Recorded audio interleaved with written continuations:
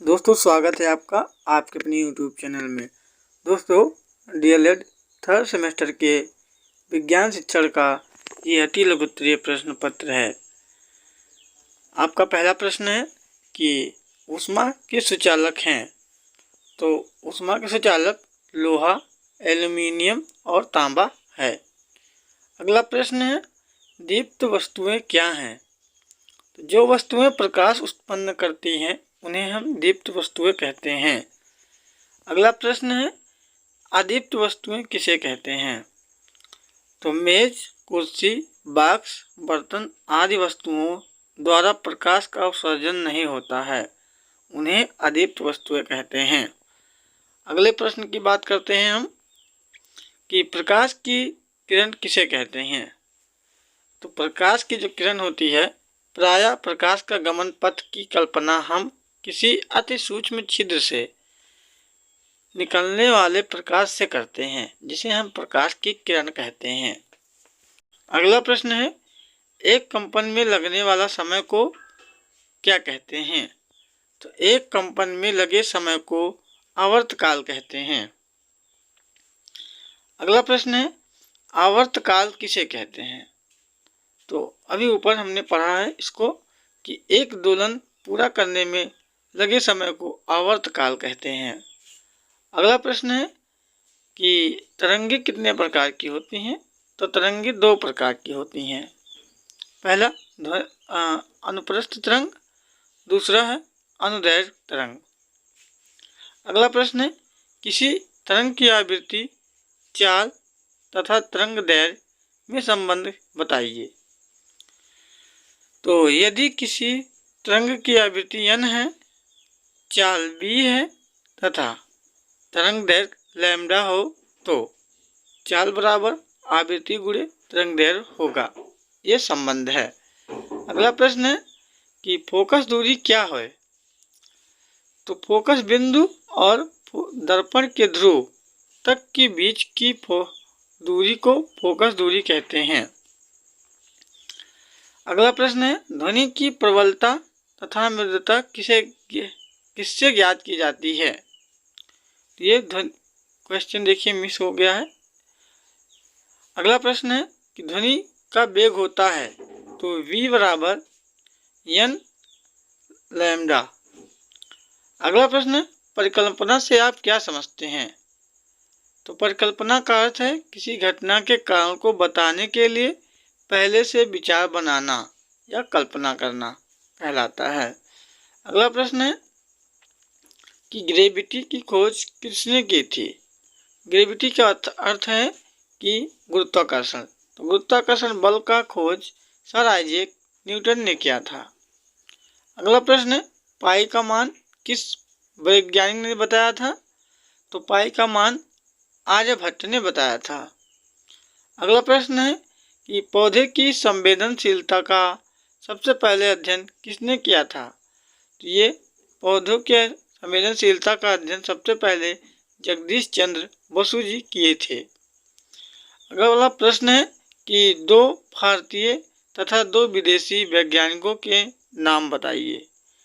तो पहले भारतीय वैज्ञानिक के नाम है दो, सर सीवी रमन और दूसरा है एस रामानुजन, और दो विदेशी वैज्ञानिक के नाम है एडवर्ड जेनर और मैडम क्यूरी।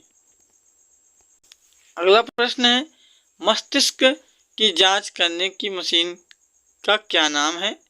तो मस्तिष्क को जांच करने के लिए स्कैनर का प्रयोग किया जाता है। अगला प्रश्न है कि सूक्ष्म जीव किसे कहते हैं? तो जिन जीवों को देखने के लिए सूक्ष्मदर्शी यंत्रों की आवश्यकता होती है उन्हें हम सूक्ष्म जीव कहते हैं। अगला प्रश्न है सूक्ष्म जीवों के प्रकार बताइए। तो सूक्ष्म जीवों को 5 समूहों में रखा गया है, जैसे कि प्रोटोजोआ, शैवाल, कवक, जीवाणु तथा विषाणु। अगला प्रश्न है सूक्ष्म जीवों को नापने के लिए किस इकाई की जरूरत पड़ती है? तो ये माइक्रोन के द्वारा मापा जाता है, मतलब सूक्ष्म जीवों की लंबाई की इकाई माइक्रोन होती है। अगला प्रश्न है कोई 3 संक्रमणीय रोग बताइए। तो पहला है सर्दी जुकाम, दूसरा हैजा, तीसरा चेचक। अगला प्रश्न है दही बनने में कौन सा जीवाणु सहायक है। तो दही बनाने में लैक्टोबैसिलस जीवाणु सहायक होता है। अगला प्रश्न है किसी 2 प्रतिजैविक औषधियों के नाम बताइए। तो पहला है पेनिसिलिन और दूसरा है स्ट्रेप्टोमाइसिन। अगला प्रश्न है कि कार्बन शब्द लैटिन भाषा के किस शब्द से बना है। तो कार्बन शब्द लैटिन भाषा के कार्बो शब्द से बना है। अगला प्रश्न है कि धावन सोडा तथा खाने के सोडे का रासायनिक सूत्र बताइए। तो ये बहुत ही महत्वपूर्ण प्रश्न है। धावन सोडा का रासायनिक नाम होता है सोडियम कार्बोनेट, जिसका सूत्र है Na2CO3 × 10H2O। और खाने का सोडा का रासायनिक नाम है सोडियम बाइकार्बोनेट, जिसे हम NaHCO3 के नाम से जानते हैं। अगला प्रश्न है कि दहन की प्रक्रिया के लिए क्या आवश्यक है। तो कोई भी चीज़ जलाने के लिए हमें ऑक्सीजन की आवश्यकता होती है। तो राइट आंसर ऑक्सीजन है। और अगला प्रश्न है कार्बन और कार्बन युक्त यौगिकों के दहन से कौन सी गैस मुक्त होती है। तो कार्बन तथा कार्बन युक्त यौगिकों को जलाने से CO2 ऊर्जा मुक्त होती है। अगला प्रश्न है कि ज्वलन ताप क्या है। तो जिस ताप पर कोई पदार्थ वायु की उपस्थिति में जलने लगता है तो वह ज्वलन ताप कहलाता है। अगला प्रश्न है रक्त दाब मापने के यंत्र को क्या कहते हैं।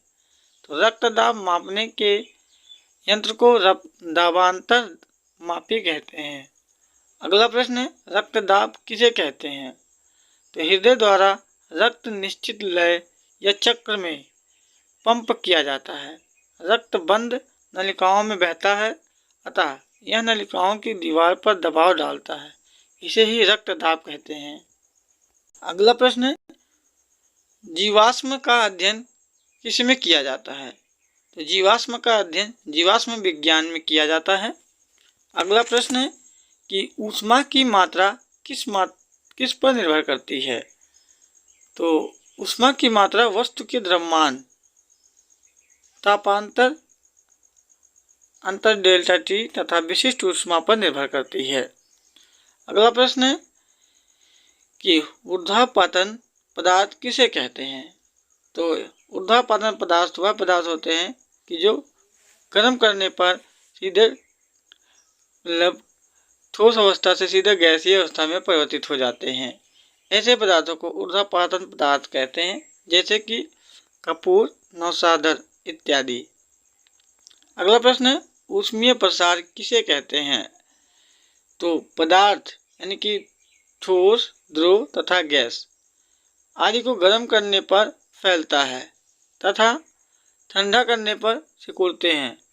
पदार्थों के इस प्रसार को ऊष्मीय प्रसार कहते हैं।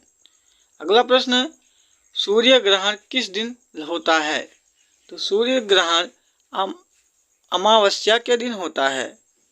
अगला प्रश्न समतल दर्पण पर आपतित किरण अभिलंब से 45 डिग्री का कोण बनाती है। परावर्तित किरण अभिलंब के बीच का कोण ज्ञात करो। तो आपतित किरण व अभिलंब के बीच का जो कोण होता है 45 डिग्री होता है। अगला प्रश्न है कि प्रकाश की एक किरण समतल दर्पण पर अभिलंबवत पड़ती है, तो आपतन तथा परावर्तन कोण का मान बताइए। तो प्रकाश की एक किरण समतल दर्पण पर अभिलंबवत पड़ती है, अतः आपतन कोण तथा परावर्तन कोण का मान 0 होगा। अब बात करते हैं अगले प्रश्न की, परावर्तन के नियम क्या हैं। ये प्रश्न महत्वपूर्ण बन सकता है। तो जब आपतित किरण आपतन बिंदुओं पर अभिलंब तथा परावर्तित किरण एक ही तल पर होते हैं, और दूसरा नियम है कि आपतन कोण सदैव परावर्तन कोण के बराबर होता है, इसे हम परावर्तन के नियम कहते हैं। अब बात करते हैं अगले प्रश्न की कि 0 डिग्री सेल्सियस पर वायु में ध्वनि की तीव्रता कितनी होती है। तो 0 डिग्री सेल्सियस तापमान पर वायु की जो तीव्रता होती, वायु में ध्वनि की तीव्रता 332 मीटर प्रति सेकंड होती है। अगर वही तापमान 1 डिग्री सेल्सियस बढ़ा दिया जाए तो ध्वनि की चाल में वृद्धि जो होगी 0.6 मीटर प्रति सेकंड हो जाएगा, यानी कि 0.6 मीटर प्रति सेकंड बढ़ जाएगी स्पीड उसकी। अगला प्रश्न है 20,000 हर्ट्ज से अधिक आवृत्ति की ध्वनि को कौन सुन सकता है। तो ये तरंगे जो होती है कुत्ते, बिल्ली इत्यादि सुनते हैं। और अगला प्रश्न है किसी खाली पड़े बड़े कमरे यानी कि हॉल में आवाज़ करने पर उसकी गूंज सुनाई देती है, तो क्यों ऐसा होता है, पता है। तो अगला बता रहे हैं हम इसको कि किसी खाली बड़े कमरे में आवाज़ करने पर ध्वनि का परावर्तन बार बार होता है। इस प्रकार ध्वनि के बार बार परावर्तन होने से गूंज सुनाई देती है। अगला प्रश्न है यांत्रिक ऊर्जा किसे कहते हैं। सूत्र लिखिए। किसी वस्तु में केवल यांत्रिक कारणों से कार्य करने की जो क्षमता होती है उसे हम वस्तु की यांत्रिक ऊर्जा कहते हैं। यह गतिज ऊर्जा तथा स्थितिज ऊर्जा के रूपों में होती है। अतः यांत्रिक ऊर्जा बराबर गतिज ऊर्जा प्लस स्थितिज ऊर्जा होती है। अब बात करते हैं अगले प्रश्न की। प्रतिध्वनि सुनाई देने के लिए ध्वनि और उत्पादक तथा परावर्तक तल के बीच की न्यूनतम दूरी कितनी होनी चाहिए। तो इसकी न्यूनतम दूरी है 16.6। आप कहीं पे 5 भी लिख सकते हैं, 16.5 मीटर होती है। अगला प्रश्न है शिराएँ क्या हैं, इनका मुख्य कार्य क्या होता है। तो शिराएँ जो होती हैं नलिकाओं का समूह होता है जो शरीर में रक्त को एक स्थान से दूसरे स्थान तक ले जाने का कार्य करती हैं। अगला प्रश्न है परावर्तित क्रिया का कोई 2 उदाहरण लिखिए। तो एक है बंदूक से गोली चलाना और दूसरा है नाव से बाहर निकलते समय नाव का पीछे जाना। ये प्रतिवर्ती क्रिया का उदाहरण है। अगला प्रश्न है कि नवीकरणीय ऊर्जा किसे कहते हैं, लिखिए। तो जो नवीकरणीय ऊर्जा होती है यह कभी खत्म होने वाली ऊर्जा नहीं है, इसे अन्य ऊर्जा में परिवर्तित करके प्रयोग किया जा सकता है, जैसे कि पवन ऊर्जा। अगला प्रश्न है रासायनिक परिवर्तन किसे कहते हैं। तो रासायनिक क्रियाओं के फलस्वरूप जो परिवर्तन होता है उसे हम रासायनिक परिवर्तन कहते हैं। और अगला प्रश्न जो इसका उदाहरण देख लीजिए। इसका उदाहरण है 6CO2 प्लस 12 H2O से हम अगर आप क्रिया कराएंगे तो ये C6H12O6 यानी कि ग्लूकोज तथा 6O2 में परिवर्तित हो जाएगा। अगला प्रश्न है रसोई घर में प्रयोग होने वाले द्रवित पेट्रोलियम गैस की दिशाओं का पता लगाने के लिए उनमें मिलाए जाने वाले पदार्थ का नाम क्या है। तो ये प्रश्न में भी महत्वपूर्ण है। द्रवित पेट्रोलियम गैस यानी कि LPG गैस की दिशाओं का पता लगाने के लिए इसमें गंध वाला पदार्थ एथिल मरकैप्टन C2H5SH मिश्रित किया जाता है।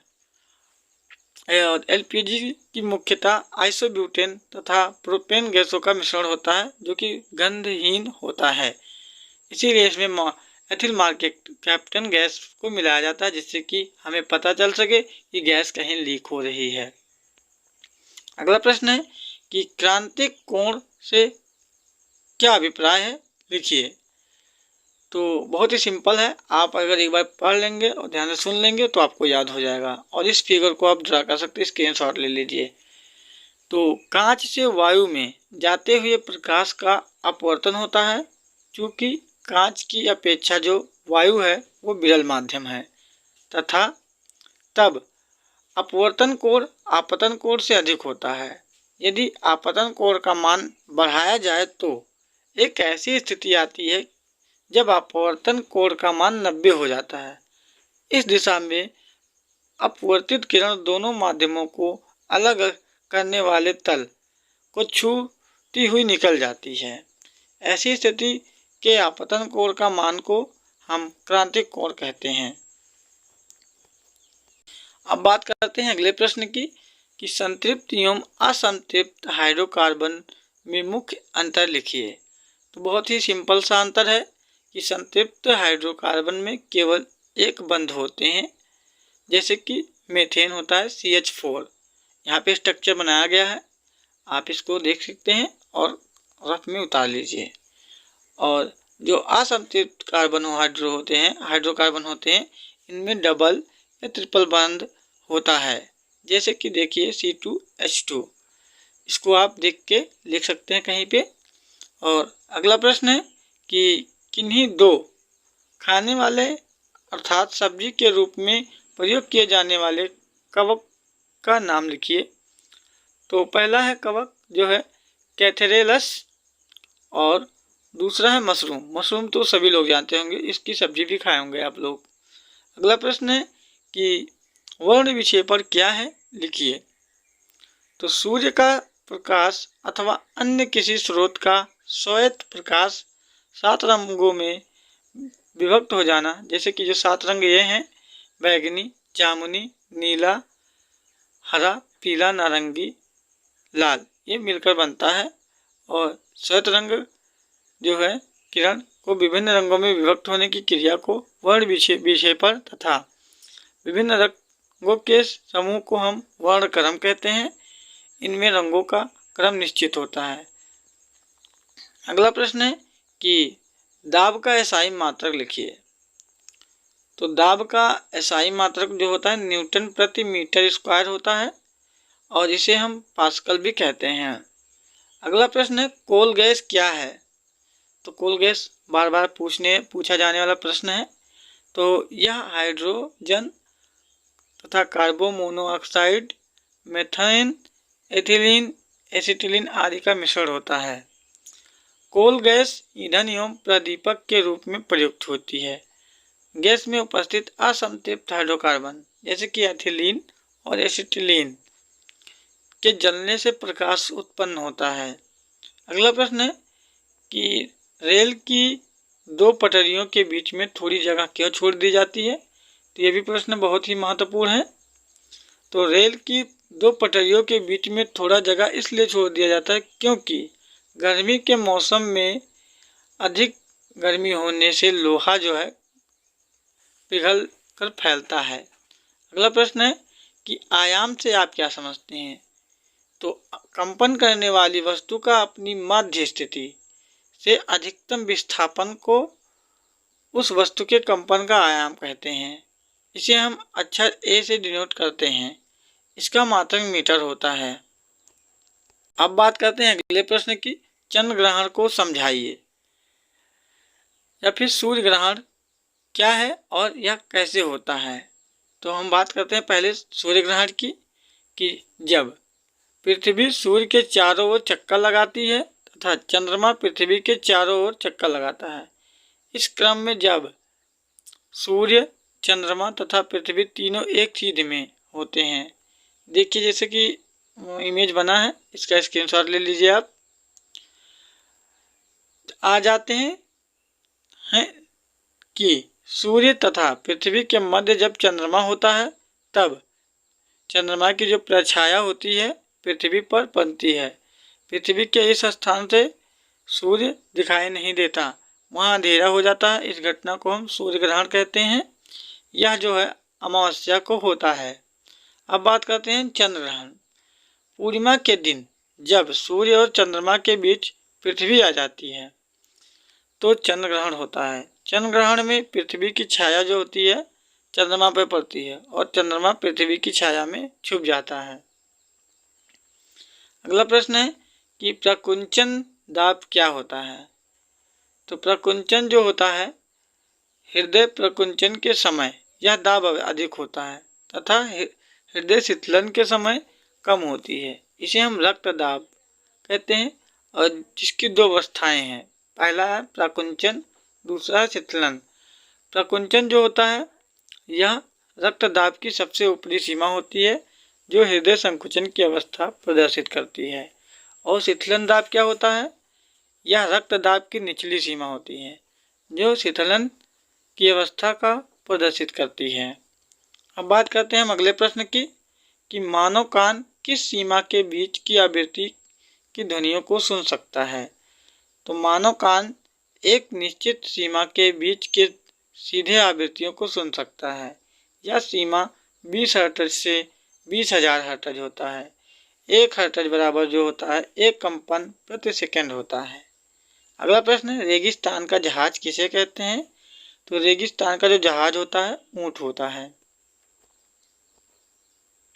अगला प्रश्न है कि जीवाणुओं से प्राप्त होने वाली 2 जैविक प्रतिजैविक जो होती है दवाओं के नाम लिखिए। तो ढेर सारी दवाएं के नाम हैं। पहला है स्ट्रेप्टोमाइसिन, दूसरा टेरामाइसिन, तीसरा है क्लोरोमाइसिटिन और इत्यादि एंटीबायोटिक्स के ही उदाहरण हैं। अगला प्रश्न है, आदर्श रक्तदाब कितना होता है एवं रक्तदाब का मात्रक का नाम क्या है या यंत्र का नाम? तो जो आदर्श रक्तदाब होता है यह स्वस्थ मनुष्य का रक्तदाब 120/80 mmHg होता है, जिसमें प्रकुंचन दाब जो होता है 120 Hg होता है तथा जो शीतलन दाब होता है 80 होता है। और रक्तदाब को नापने के लिए स्फिग्नोमैनोमीटर से मापा जाता है। अगला प्रश्न है कि मनुष्य की श्रवण क्षमता किस आवृत्ति तक सुग्राह्य है? तो मनुष्य कान एक निश्चित सीमा के बीच की सीधी आवृत्तियों की ध्वनि सुन सकता है। यह सीमा 20 हर्ट्ज से 20,000 हर्ट्ज तक होती है। आवृत्ति का मात्रक कंपन प्रति सेकंड अथवा हर्ट्ज है।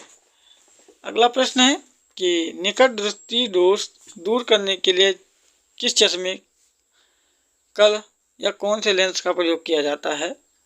तो निकट दृष्टि दोष दूर करने के लिए चश्मे में उचित फोकस दूरी वाला अवतल लेंस का प्रयोग किया जाता है।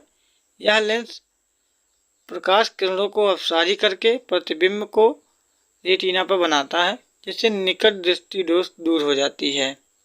अगला प्रश्न है कि वायुमंडल में कार्बन डाइऑक्साइड की मात्रा बढ़ने से क्या होता है? तो वायुमंडल में कार्बन डाइऑक्साइड गैस प्राकृतिक रूप से 0.3% से लेकर 0.4% पाई जाती है।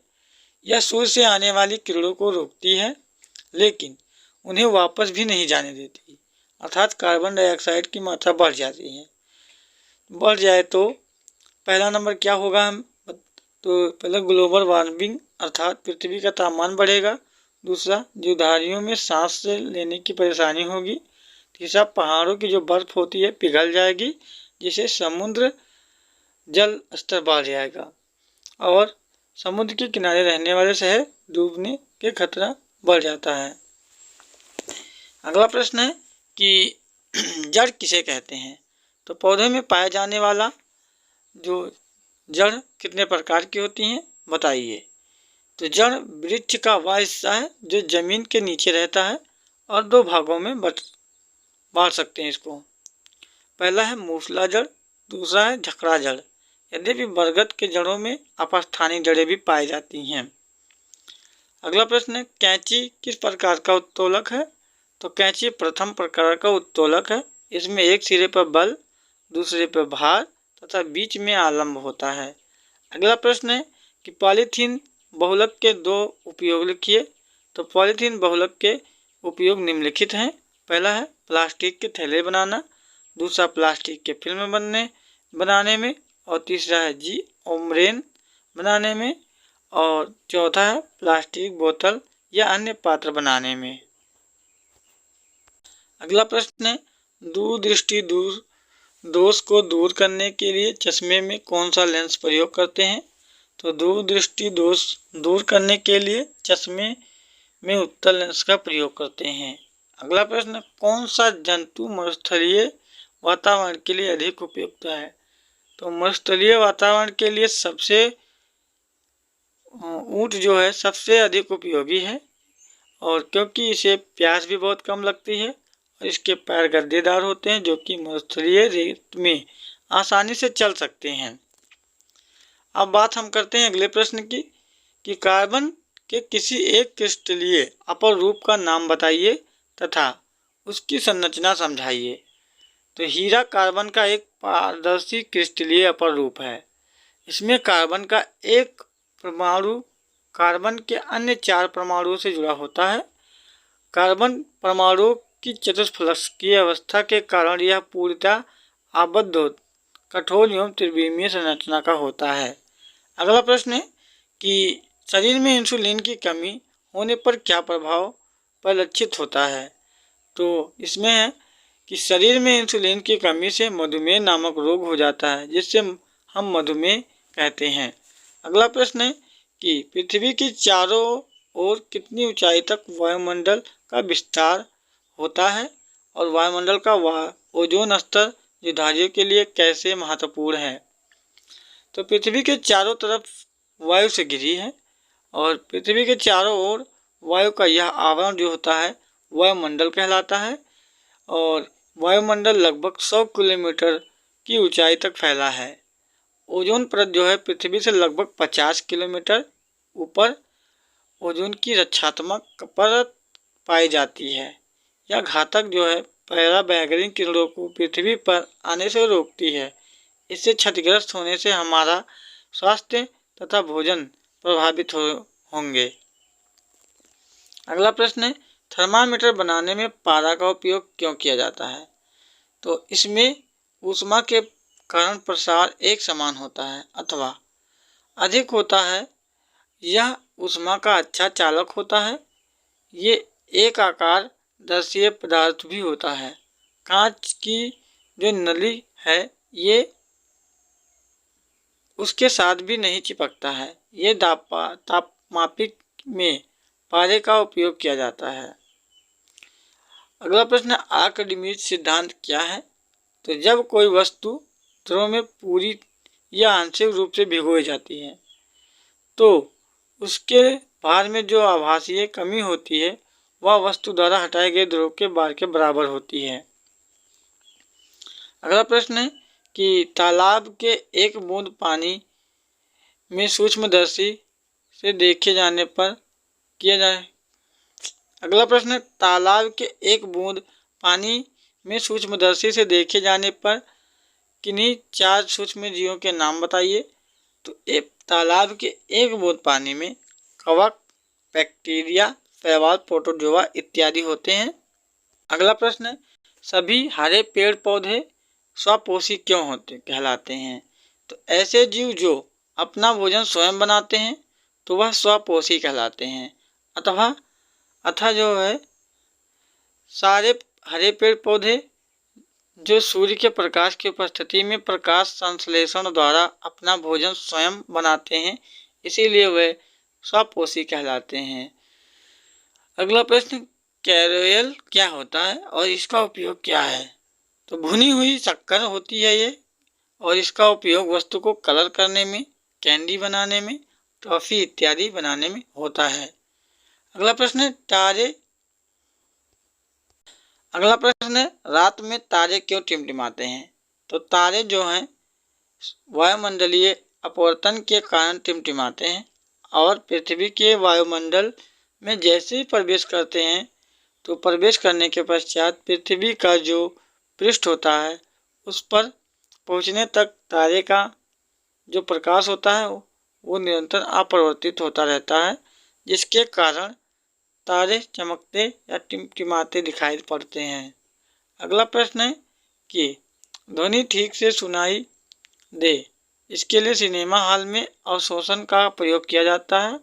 ये किस प्रकार से होता है। तो सिनेमा हॉल में अवशोषण का प्रयोग हॉल में आ रही आवाज़ को अवशोषित करने के लिए होता है और सिनेमा हॉल के अंदर दीवारों में छिद्र होते हैं जो कि आवाज़ को अवशोषित करते हैं। अगला प्रश्न है प्रतिध्वनि एवं गूंज में अंतर बताइए। तो प्रतिध्वनि जो होता है पहाड़ों, गहरे कुओं तथा बड़ी इमारतों में ध्वनि उत्पन्न करने पर ध्वनि तरंगे पहाड़ों की सतह या गहरे कुओं के पानी के तल और बड़ी इमारतों की छत से टकराकर परावर्तित होती हैं, जो ध्वनि मूल ध्वनि से थोड़ी देर बाद सुनाई देती है। उसे हम प्रतिध्वनि कहते हैं। अब बात करते हैं गूंज की। तो गूंज बहुत बड़े कमरे या गुम्बद में जब बोलते हैं तो ध्वनि का प्रवर्तन होता है, बार बार होने लगता है, इसे हम गूंज कहते हैं। प्रतिध्वनि में ध्वनि का प्रवर्तन केवल एक बार होता है, जबकि गूंज में ध्वनि का प्रवर्तन बार बार होता है। दोस्तों, वीडियो को पूरा देखने के लिए आपका बहुत बहुत धन्यवाद। मिलते हैं नेक्स्ट वीडियो में।